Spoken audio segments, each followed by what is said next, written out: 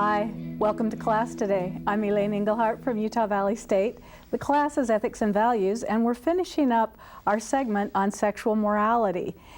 We're going to be discussing religious perspectives and how different religions see sexual morality and their different edicts on it. And helping us with this is Dr. Brian Birch. Welcome, Brian. Thank you. And Brian, as guests for today, student guests, we have John and Cassie. Welcome. And over here, Rhonda and Kisper. And Brian, tell us a little bit about your background and your interest in religion and different religious perspectives on issues. Well, my background is mainly in philosophy of religion, with an emphasis in looking at issues of religious diversity and pluralism. And so that's what I did my graduate work on. So I've been teaching comparative religions and philosophy of religion now for about 10 years. Okay, thank you. And what we've been looking at in this particular segment in the class is the notion of an unwanted pregnancy.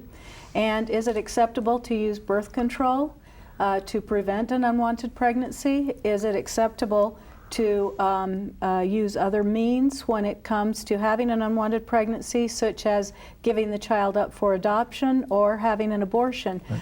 Why would religions want to give pronouncements on these issues? Well, I mean, religion has had a tremendous impact on the way in which people have thought about different ethical issues, biological issues, and almost every aspect of human life. So to study religious texts and religious traditions on these issues is really important, because they serve as such a foundation, especially in the United States, where so many people declare some kind of religion or religious belief. Thank you. And you know, I should give a disclaimer with this class period too, Brian, because there may be times when we will be talking quite explicitly about sexuality. And so I would suggest that these class periods are for our students who are 18 and over. And if you do have children who want to watch these, please watch them with parents so that there are explanations to go along with it. And certainly the opinions that we talk about in here aren't necessarily our own, but or Utah Valley State's, but they're important positions for a well-educated person to understand. Right. Okay, thanks. You students have any views as we start looking at these religious pronouncements and why it is important for religions to talk about sexual morality? Not yet. Not yet? Okay. Well, in this reading, we start off with Pope Paul. And he's going to, we have an encyclical here from him, right. And he's going to be talking about the notion of chaste intimacy. What does this mean, Kisper, chaste intimacy? Well, some people, as we were discussing before, think that it means celibacy, but it simply means being faithful to your spouse, okay, exclusively with your marriage partner within the bonds of marriage. Okay, so, and Rhonda, what is celibacy? Celibacy would be that neither a man or a woman would have sexual intercourse with anyone. Okay, very good. So celibate means absolutely no, absolute abstinence. And then in chaste intimacy, then this is the Pope's position, and he's going to say that that sexuality is only to be within the bonds of marriage, and has some other conditions for us as well, Brian. Right. Do you want to tell us a little bit about this piece? Well, this piece called Humanae Vitae was a papal encyclical. And an encyclical just means letter. And it's normally meant to be directed to bishops and archbishops and other people who are leaders of the church.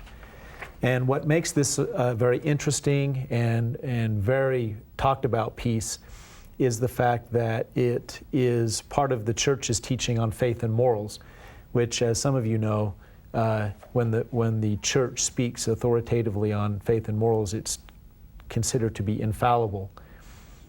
And so there's been a lot of discussion, especially in the United States, about this papal encyclical, which was given in 1968, because the American Catholic tradition is much more progressive than other parts of the world, and much more hesitant with regard to papal authority.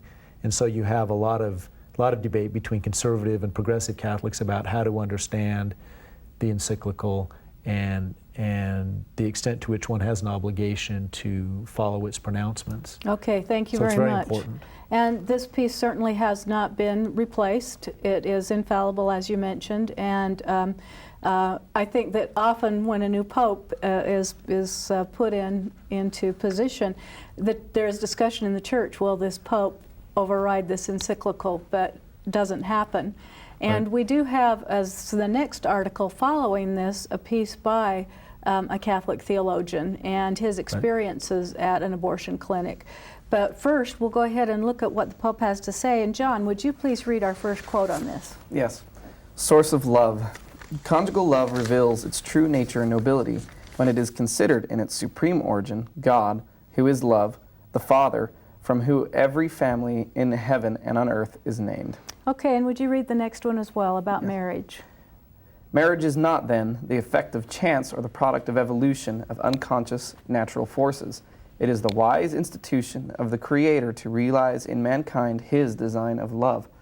By means of the reciprocal personal gift of self, proper and exclusive to them, husband and wife tend towards the communion of their beings in view of mutual personal perfection, to collaborate with God in the generation and education of new lives. Okay, so in this thesis, Rhonda, what is he saying is vitally important then for a married couple? Well, I hope my take on this is correct. It seems that marriage is the communion with God, and it is a way of bringing other lives into this onto the earth. Okay. And to educate them accordingly. Very good. So this is the thesis. Anything you'd like to add to this, Brian? Well, just to extend a little bit on what Rhonda was saying, because you have the Christian idea that God is love, the kind of relationship marriage is really a participation in God's love and in God's being, and for that reason it's very sacred and subject to church teaching. Okay, thank you. And Kisper, could you read the next graphic for us, please? Yes. This love is first of all fully human, that is to say, of the senses and of the spirit at the same time. It is not then a simple transport of instinct and sentiment, but also and principally an act of the free will, intended to endure and to grow by means of the joys and sorrows of daily life, in such a way that husband and wife become only one heart and one soul, and together attain their human perfection. And Cassie, can you tell us just a little bit about this? Well, basically saying that the goal is to become perfect, and to do that is becoming one together as husband and wife, one in soul, one in purpose, and Very good. yeah. And John?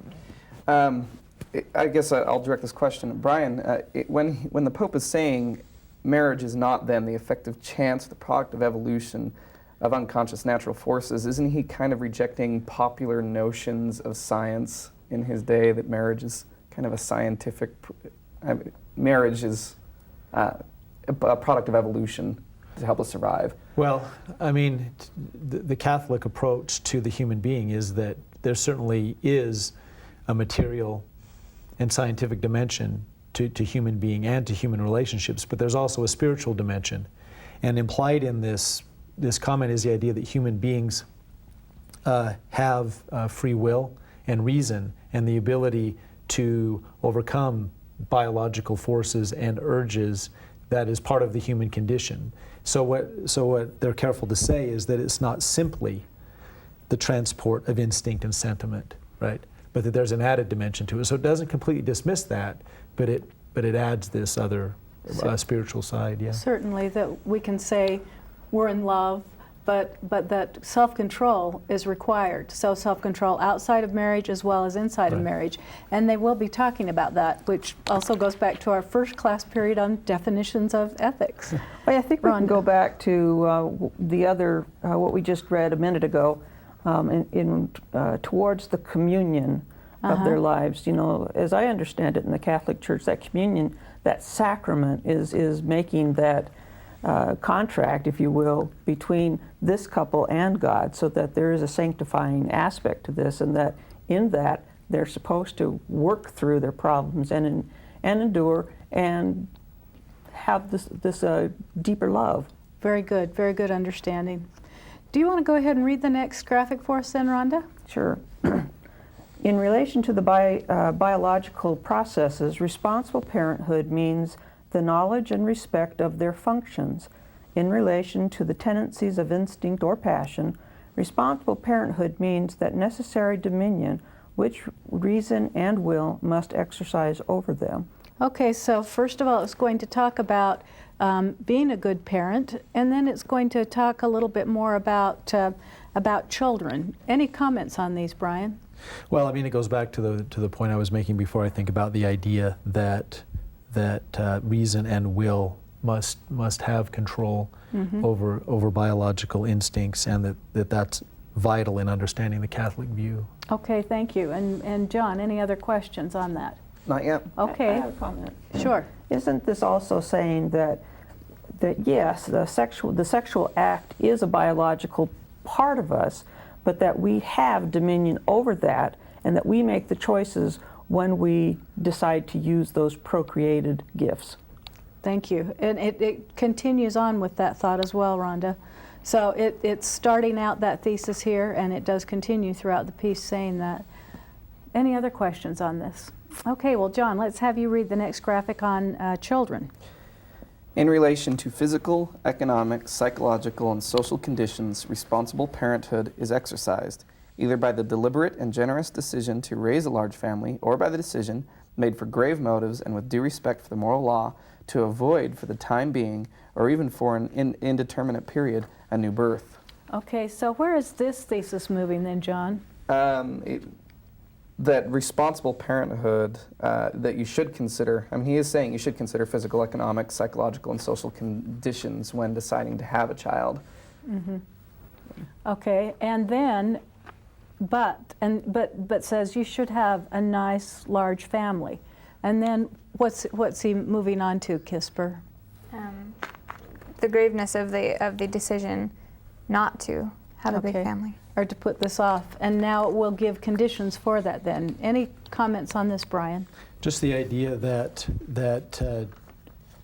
any deference of having a large family should be a very serious moral consideration and shouldn't be taken lightly. And they use the word grave. He uses the word grave. So this tells you then if a person is in grave condition or critical condition in the hospital, this lets us know that they may not survive. So he's saying this is a very grave moral decision for your own progression with God. So he's going to say this is, you must take this very seriously. Right. Okay, would you go ahead and read the next two graphics for us then on the marriage act and Kisper? These acts by which husband and wife are united in chaste intimacy, and by means of which human life are transmitted, are, as the council recalled, noble and worthy, and they do not cease to be lawful if, for causes independent of the will of husband and wife, they are foreseen to be infecund, since they always remain ordained towards expressing and consolidating their union. And continue. Nonetheless, the Church, calling men back to the observance of the norm of the natural law, as interpreted by their constant doctrine, teaches that each and every marriage act must remain open to the transmission of life. Okay, thank you. So a very strong statement here then, Brian. Do you want to tell us just a little bit about what the Pope is saying? Well, it's expressing the idea that in the cases of infertility, that you still have a responsibility to maintain that sex is okay.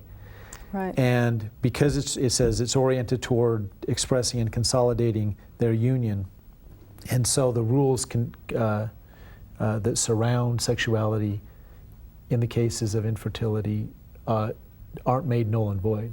Okay, very good. But but all sexual intercourse then must remain open to the transmission of life. Cassie? So that would exclude birth control or protection, or what does that? Absolutely. That's right. Absolutely. So this is dependent on the rhythm, or what?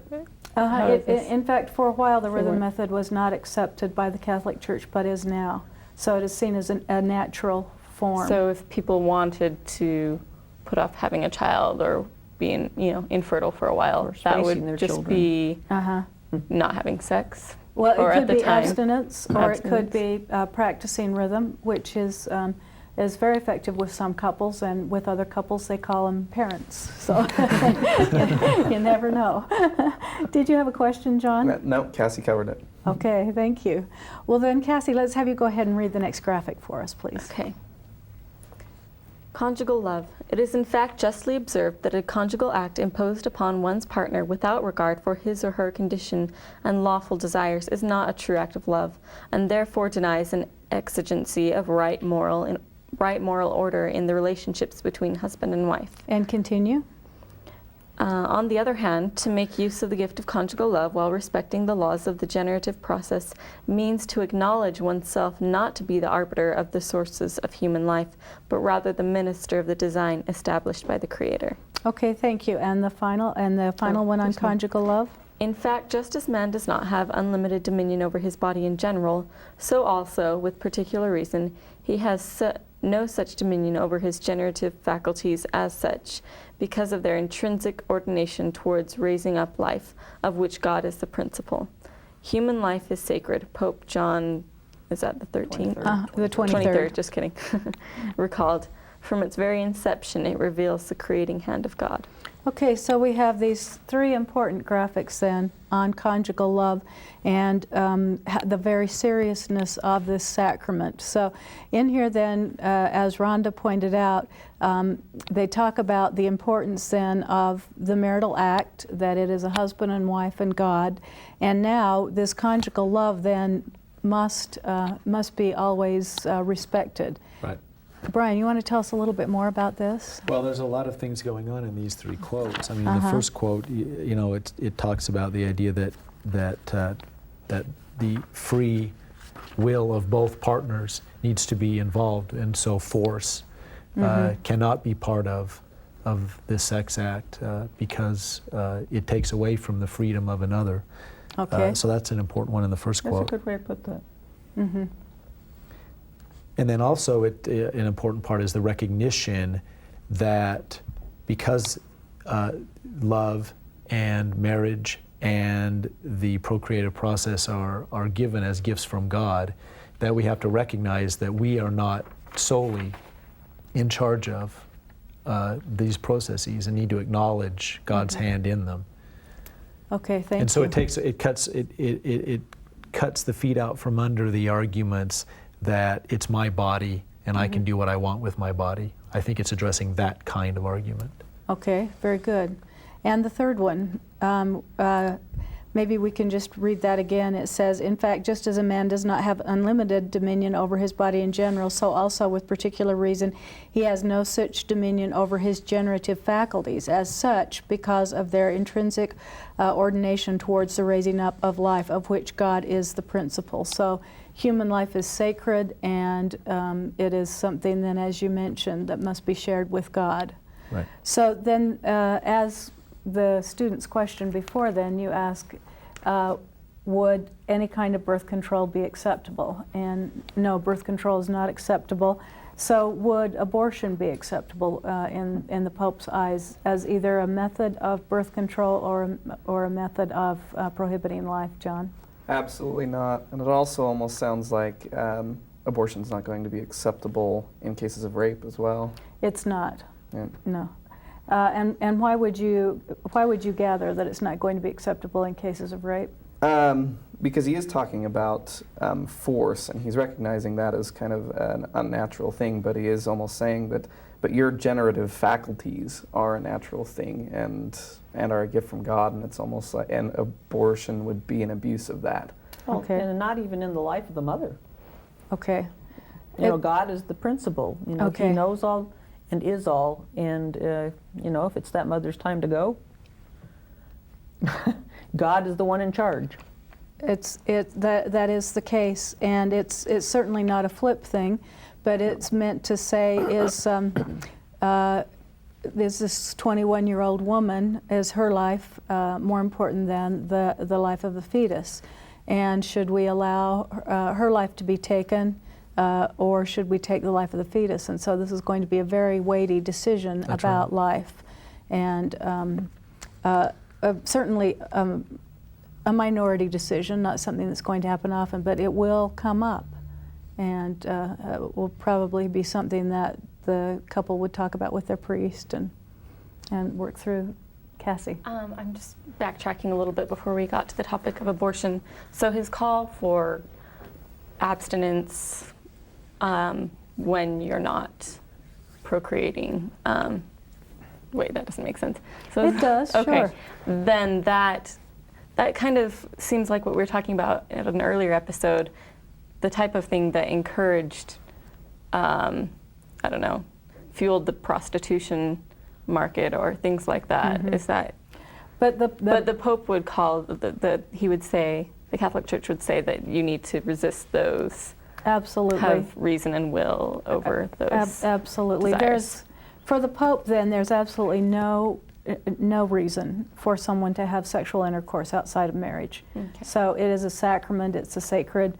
It's a sacred circumstance between the husband and wife, and so sexual intercourse is only for that marriage. So prostitution would not be acceptable.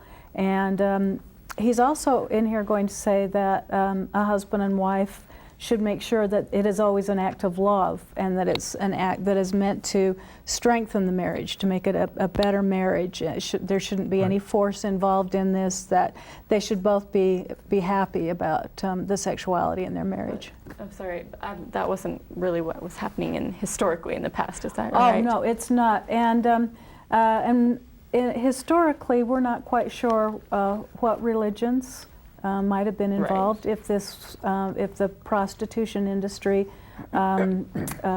really became abundant because of other religions, and a lot of respect for the wife. So it's nothing where I don't think that we've ever had the Catholic Church take a position other than what we see here.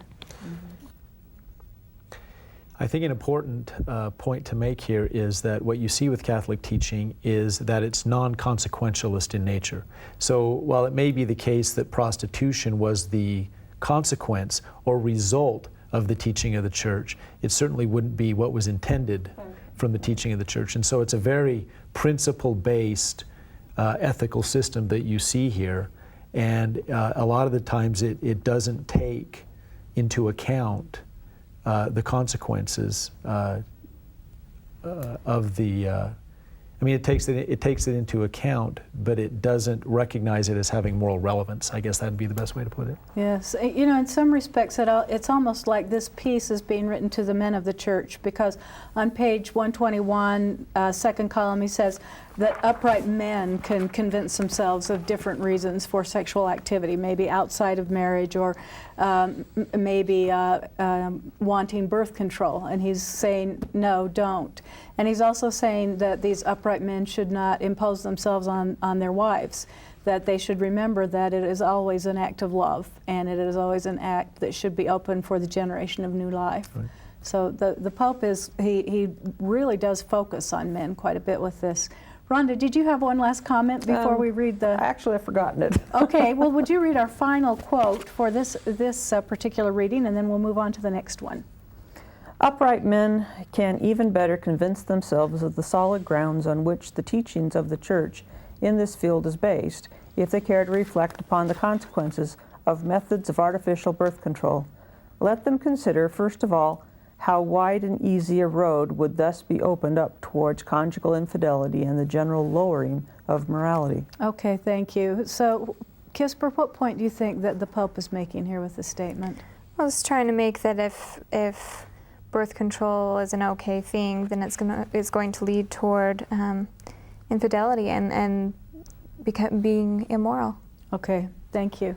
And John? And there's a big question, isn't there, as to whether or not that's a very slippery slope argument that he's making there. But like Brian says, it's non-consequentialistic. It's the Pope speaks. Well, all right. Yeah, this is as close as you'll get to divine command then. And Brian, there's so much in this reading, isn't there? And I wish we had more time to spend on it. I'd imagine we could spend a couple of weeks on it if we wanted to. Each of these encyclicals and other official statements from the Church are very rich, and they come out of a long process of discussion and editing. So for that reason, you could spend days on them. Okay, and now we take a more extreme view, and this is by a Catholic theologian named Daniel McGuire, an American who's written on abortion and understanding more about a woman who is in the very difficult circumstance of having an unwanted pregnancy. And in our issue, when we discussed Roe versus Wade, we looked at a variety of different reasons that resulted in an unwanted pregnancy. And McGuire is looking at these. So it can be anything from rape, incest, severe deformity of the fetus. It can be something such as a birth control failure, sometimes alcohol abuse, a lot of different things. It might come down to an age, way too young, way too old. So all kinds of reasons why women consider then that abortion is their only option. And certainly this is not something the church will view, but McGuire says, I think that maybe we need to look at it differently. So let's see what he says and pull up the first graphic. Cassie, would you read this for us, please? Sure. McGuire gives an opening as to his reason and previous experiences that lead him to observe the abortion clinic. He goes to the abortion clinic to enhance theological ministry. Okay, thanks. And so he says that he drives up to the clinic, he doesn't know what to expect, and that he finds that there are folks there, counselors, who care very much about these women's tragic lives and want to help them through a very tough time. And let's go ahead and pull up what he sees about the clinic staff. And would you read this for us, John? Yeah. Meeting the clinic staff. Clinic staff live and work in fear of pro-life violence. Nationally, most abortions are performed within 8 weeks of conception, and 91% are within 12 weeks. And continue. Counselors inside the clinic prevent more abortions than the zealous picketers demonstrating outside. 95% of teenagers who deliver babies keep them, according to Eleanor Yeo, clinic director. Surgery lasts 5 to 15 minutes, and women are in and out within 2 to 2.5 hours. Okay, thanks. So we've packed quite a few facts into this graphic here, but can you tell us what's going on with it, Rhonda? Then he's inside, he's visiting with the counselors, and what's going on in the clinic then? Well, he's finding that there is clinic staff that are actually counseling a lot of the women that come in there, both young people as well as older women. They're also indicating that the people that are inside the clinic are being much more effective of detouring, I don't know if that's the right word, eliminating abortions more than the people that are outside angry and picketing. Thank you, and absolutely does happen. I had a student once who told me that she and her father went to the abortion clinic. She was going to get an abortion, and she asked him to wait outside. She was counseled alone inside and decided that she would keep the baby.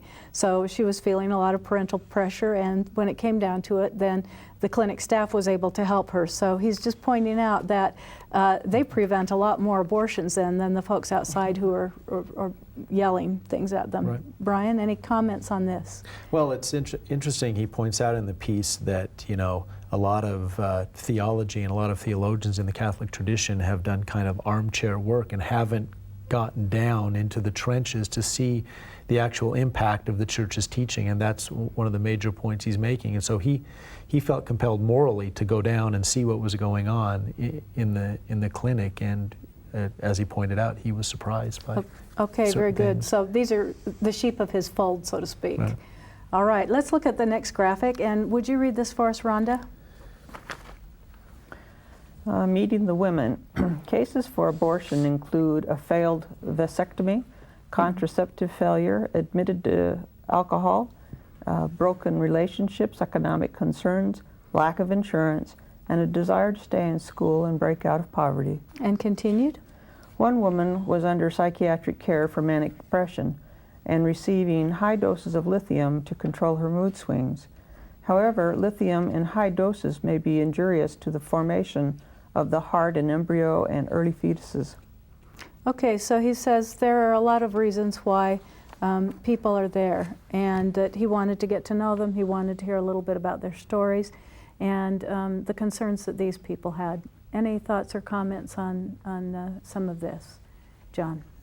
think anyone that looks at these cases, these women that are in these situations, will be sympathetic in the end. I think there's a strong tendency to just forget that there's people involved with an issue.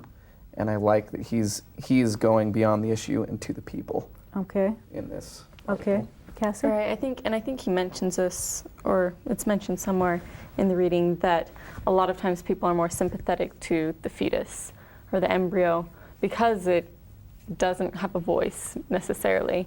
But I think that one thing that he gets from meeting the women and seeing their different circumstances is that sympathetic view of them that they don't necessarily get a lot of the time. I'll tell you what surprised me about this too was that he said he expected them to be very wealthy and high society. And I don't know why he thought that, but of course that was about that was about the opposite. Rhonda. Well, I was also thinking here that he's also saying that with what he has in his research, he has found is that most of the women that are going to these clinics are not abortion on demand.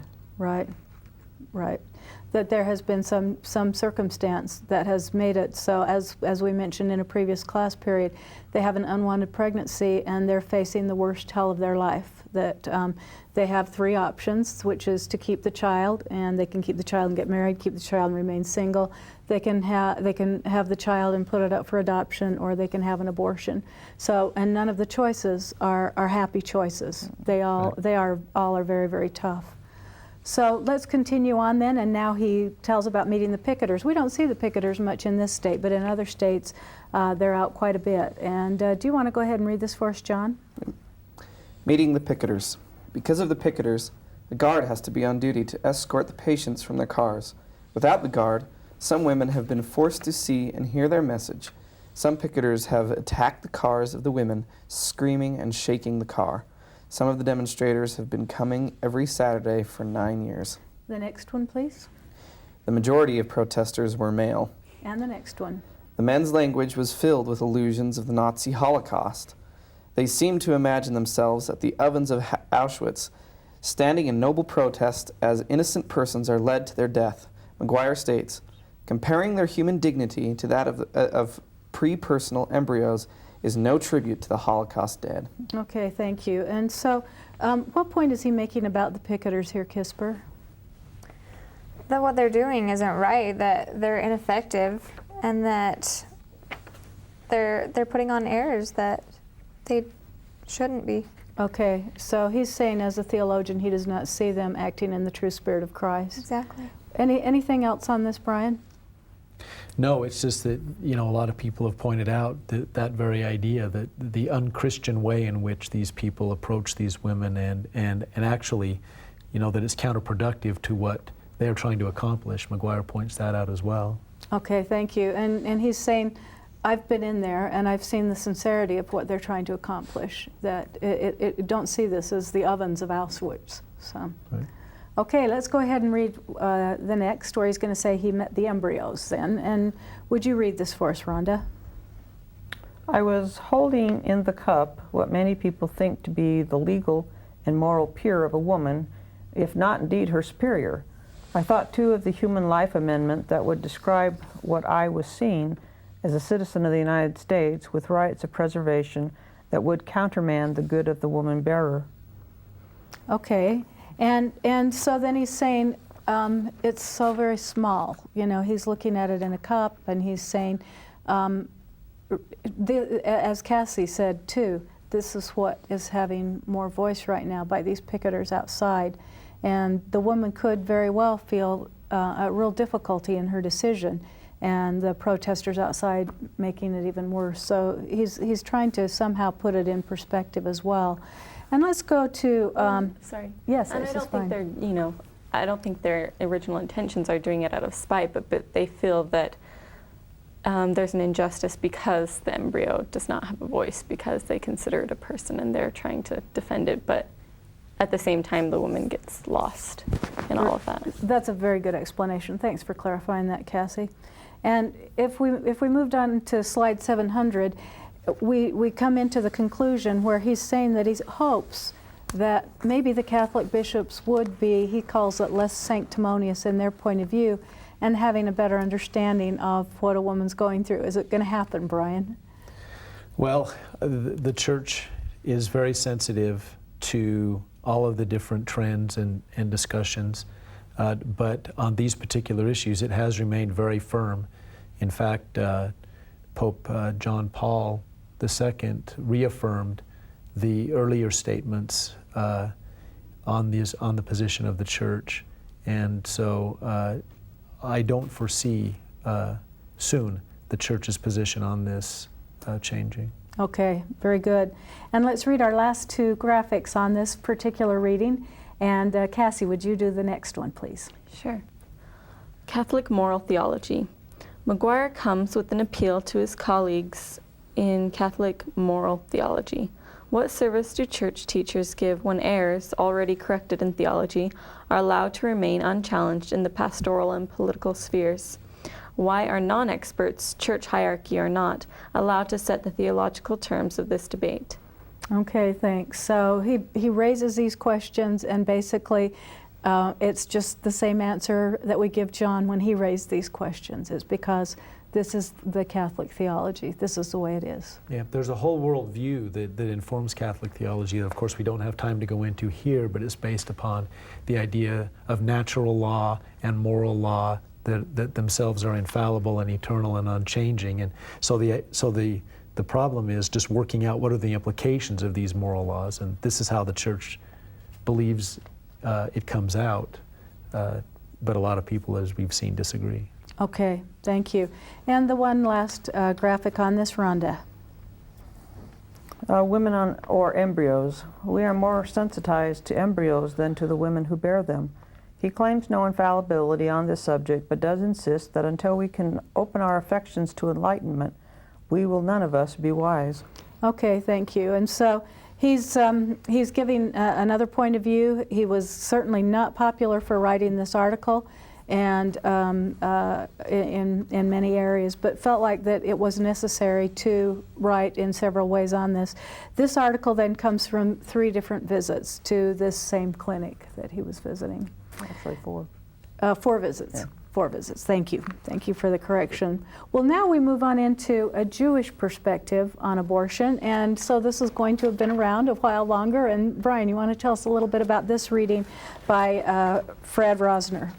Well, it's a complicated reading in certain respects because it tries to take into account a number of different scriptures and rabbinic decisions about birth control and abortion, and like the Catholic tradition, the Jewish tradition has a long legal tradition which has worked itself out over many centuries. It also appeals to Scripture. It also appeals to leading rabbis on the subject, and so it's not an easy thing to work out. I think he does a good job, though, of at least pointing out the main issues. It does. It's a tough article to read, so you students will probably need to go over this a couple of times as you're looking at it. But I couldn't agree with you more. In our 3 readings here, then that are by the religious faiths, starting out with the Catholic faith, moving on into Jewish, and then finally Islamic, they see no reason for limiting a family. That children bring joy to a family, and that the more children, the better. So that's going to be true with the Catholic perspective, with the Jewish perspective, and with the Islamic perspective, but for different reasons. Yeah, and they have different prescriptions associated with them. It's interesting to see. Sure. So in starting this out then, before we move into these notions of what to do with an unwanted pregnancy, we can say first that the Jewish faith is very much going to want large, happy families. That for the most part, that's what their rabbis will be talking about. Okay, well, let's go ahead and read the first quote on this, and Kisper, would you read this? An unborn fetus in Jewish law is not considered a person. Hebrew nephesh, literally soul, until it has been born. The fetus is regarded as a part of the mother's body and not a separate being until it begins to egress from the womb during parturition. In fact, until 40 days after conception, the fertilized egg is considered as mere fluid. Okay, so this is where they're going to start out then on their legal attitude toward the fetus. We can see that it's different from maybe some Catholic notions on the fetus as well. So any comment need to be made at this point, Brian? No, other than what we'll see is a developmental view of the status of the fetus throughout pregnancy and even beyond. So. Okay, and this is when it is going to be considered a person. And let's pull up the next slide, coming from Exodus 21. And would you read this for us, Rhonda? This is in reference to accidental abortion. When the mother is otherwise unharmed following trauma to her abdomen during which the fetus is lost, the only rabbinic concern is to have the one responsible pay damages to the woman and her husband for the loss of the fetus. Okay, thank you. So they make an interesting distinction here. Maybe someone wrecks her car and she has a spontaneous abortion, and so the person responsible for the accident then is responsible for her fetus as well. Right. Okay. Well, let's go ahead and pull up the next slide and read it. And this is where we're going to be talking about murder. And John, would you read this? Yep. Murder in Jewish law is based upon Exodus 21:12.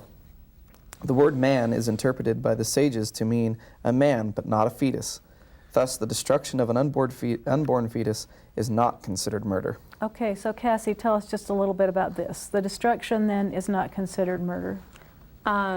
I guess with their interpretation of man, they include that to mean not a fetus. Everyone, Okay. men and women, not fetus. So, and any So it's not abortion would murder. not be right. It's not murder. So at this point then, even with the accidental death, it's not considered murder. It's considered an accidental death, but not murder of someone. Any thoughts on that, Brian? Anything you'd like to add to it? Well, it might be important to point out that the first part of the article is devoted to showing how abortion is not considered murder before birth and beyond. And so then he raises the question, well, then why is abortion morally prohibited? And then he goes on in the second part of the article to talk about these reasons why. So the quotes that we're reading now are to kind of show the other side of the rabbinic arguments. Okay, very good. And the article does have both sides to that. And we move on into Mishnah. And Rhonda, could you read us this one then?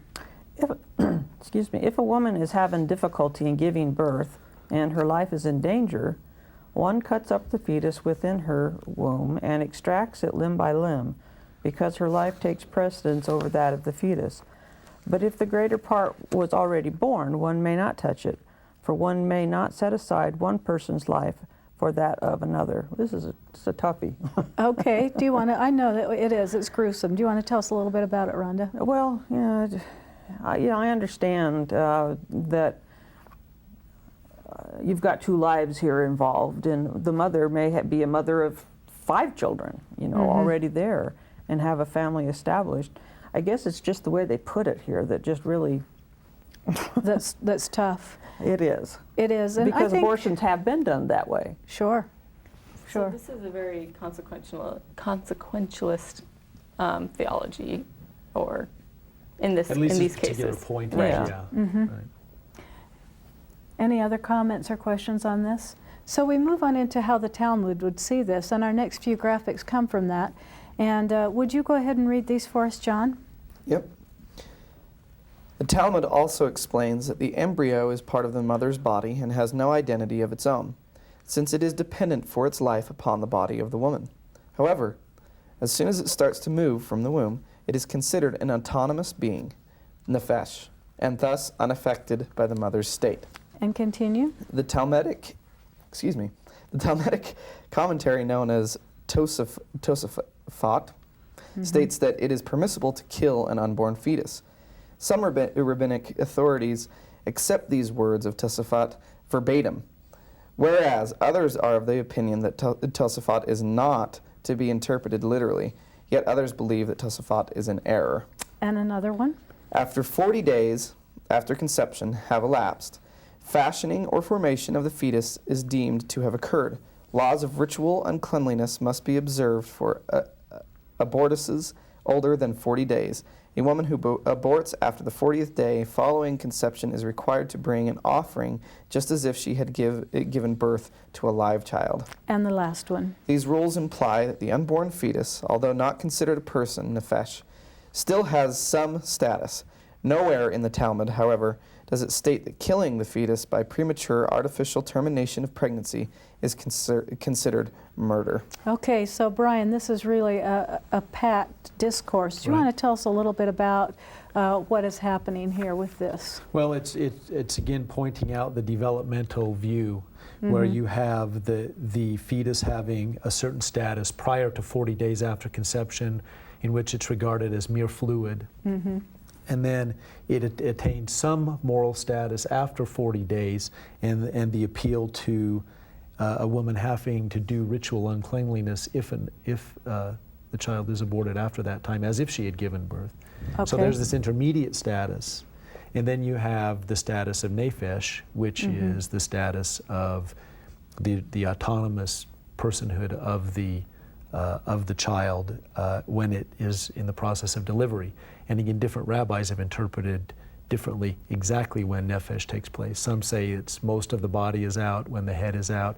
This quote talks about moving down from the womb. So there's been some discussion about Yes, or is it the first breath that the child that. Yeah, takes? right. So any of these can be that condition. Rhonda, did you have a question? Well, you know, I don't know if this is Mr. McGuire's writing. He does have It's Fred quotation Rossner. marks. Fred Rossner. I'm sorry, Fred Rossner.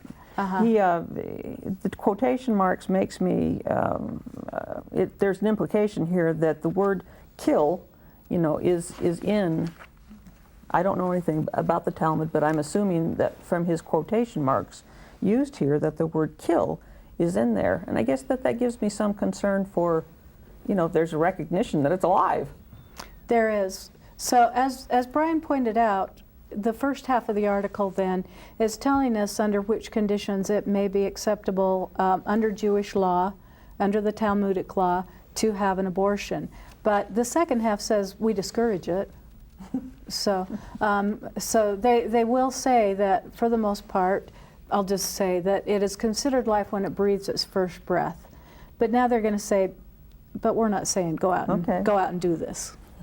And any way that you would say that differently? Well, it just has to do with the status of the fetus, whether or not it's a person and attains this nephesh status, because it's permissible to kill certain kinds of animals, right? And so killing in and of itself isn't considered to be immoral, but once an entity attains this status of personhood, then it becomes murder. And let's read the next two slides, the next two graphics, and then we'll move on into our Islamic views on abortion. So would you read the next two for us, Cassie? Abortion still discouraged. Distinguished Jewish physicians of ancient and more recent times also admonished against abortion. Okay, thank you. And the next 11 and 12. Legal status of fetus. The newborn child is not considered fully viable until it has survived 30 days following birth. Although the newborn infant reaches the status of a person or nephesh, which it didn't have prior to birth, it still does not enjoy all the legal rights of an adult until it has survived 30 days postpartum. Okay, thank you. So once again, another interpretation on this. At what point is this considered human life? And Right. another interpretation saying that it needs to be 30 days postpartum. But still they're saying don't take a human life, and that you actually have a duty to protect life, and a very important part then of the Jewish doctrine. Yeah, so this status here, the situation of a child within 30 days after birth, the moral issue seems to be if you have a choice between two lives, right?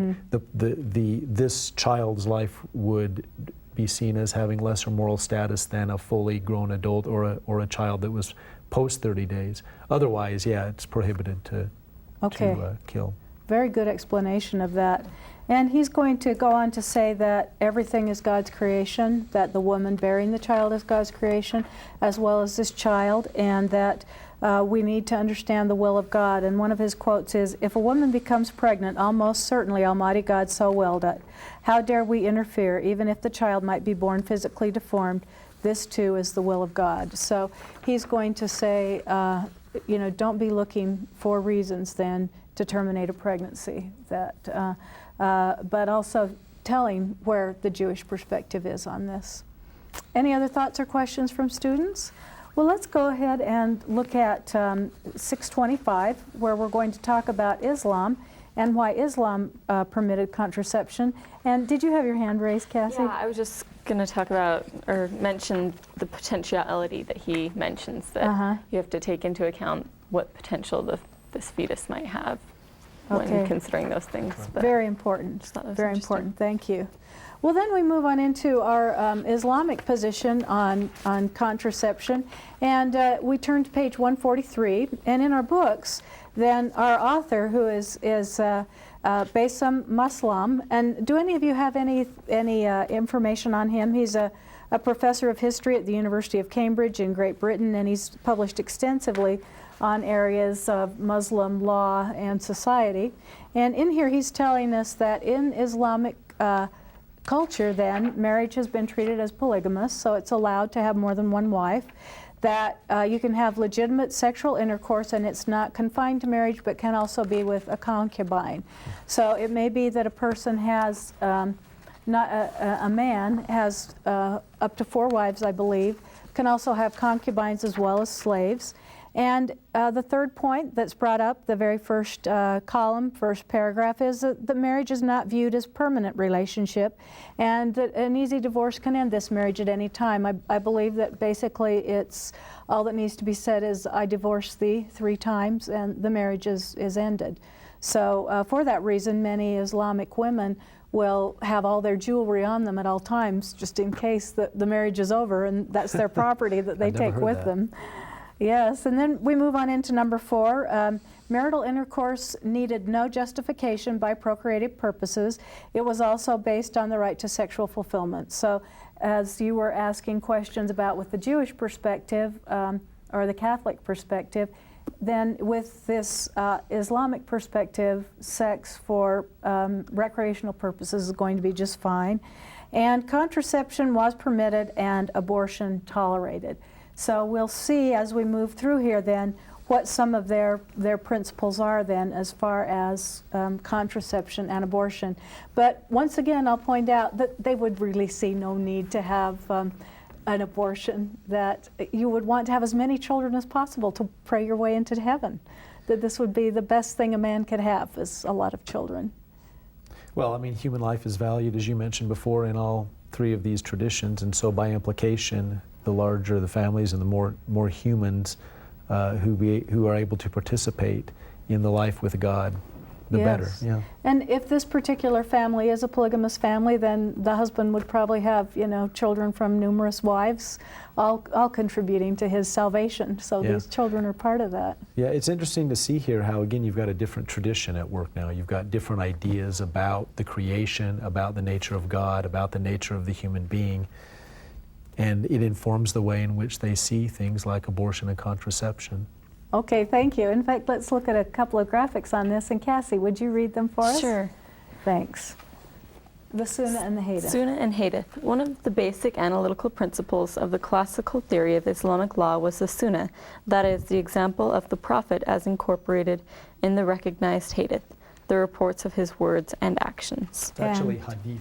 Hadith. Hadith. Okay. I'm sorry. Thank you for correcting us on that. And let's read the next one as well. Ghazali, is that how you say it? Supported contraceptive practice with one's wife or concubine to protect her from the dangers of childbirth or simply to preserve her beauty. He especially favored the economic motives for birth control. When practiced with concubines, the intention was to safeguard one's property, for slave women could not be sold after becoming mothers to their master's child. And the last one on this. Ghazali continued, a more general economic motive that he also supported was the wish to limit the family to a manageable size. Ghazali strongly disapproved of people who practiced contraception through fear of having daughters. He also disapproved of contraception by women for purely personal reasons. Okay, so Brian, here we're moving on into reasons for contraception, and contraception then is going to be acceptable because you want to protect your property. So a man would want to protect his ability to sell a slave. I know this is all very difficult to read, and so would not want her getting pregnant, and so would want to practice contraception here. and also might want to practice contraception so that his wife's beauty is not impaired.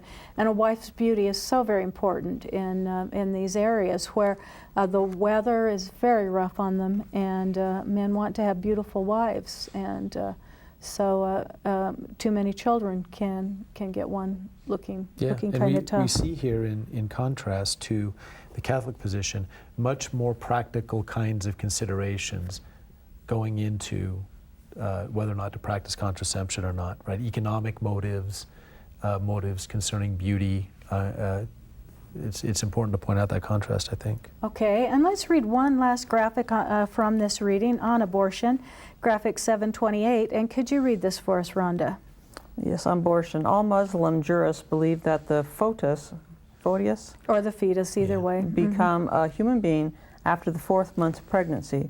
The majority of jurists, as a result, prohibited abortion up until the end of the 4th month. The Hanafs granted the pregnant woman the right to abort even without her husband's permission, but suggested that she should not do so without a reason. And the next? Most of the Maliki jurists prohibited abortion absolutely.